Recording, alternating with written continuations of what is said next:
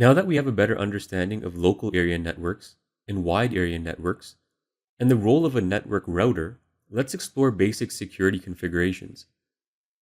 In the previous lecture, we introduced the role of a router in setting up a network.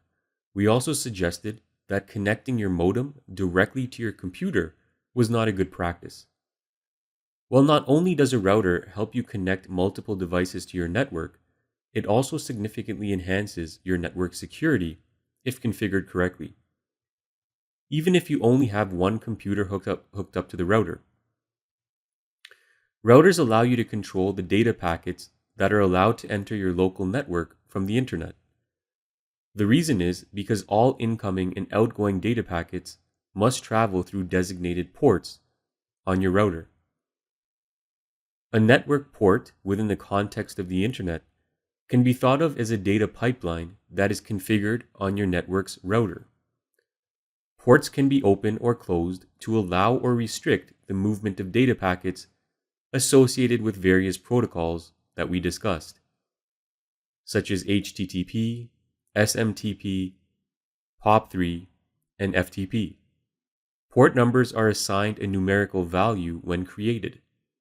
For example, port 80 generally handles incoming and outgoing data requests transmitted through HTTP, viewing and hosting web pages. Another example is port 25, which handles data transmitted through SMTP for sending emails. Port 21 is used for exchanging files over the File Transfer Protocol, or FTP.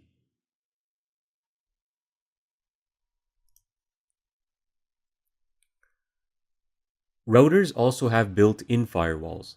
These are known as hardware firewalls and are very effective in protecting your network security. A firewall is a system designed to prevent unauthorized access to or from a network.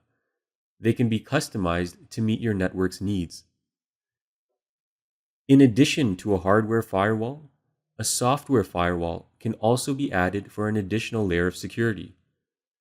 Most operating systems come with a built-in software firewall, such as Windows Firewall.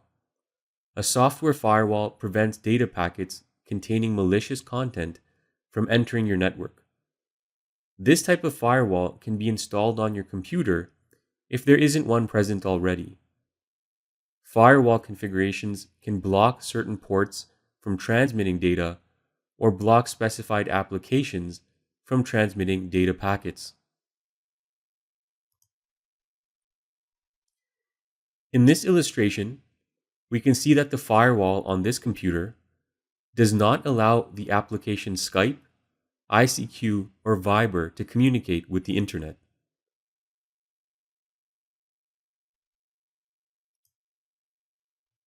If the user attempts to transmit data packets through these applications, they will be blocked by the system's software firewall.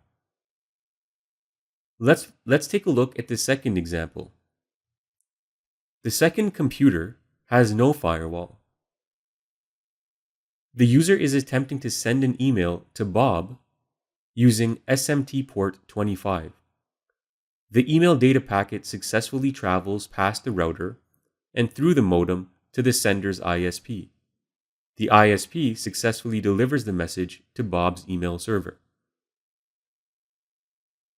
Bob is at work and attempting to connect to his email provider's server to check his email. He doesn't realize that his employer has blocked port 110, the default port for incoming mail, over POP3. As a result, he is unable to receive his email messages. Note that software firewalls are not as effective as hardware firewalls. Much of the effectiveness of a software firewall depends on the overall configuration of your operating system and all the applications that are installed. Sometimes downloading a Trojan or a virus by mistake can open a backdoor into a network, leaving a software firewall meaningless in the line of defense.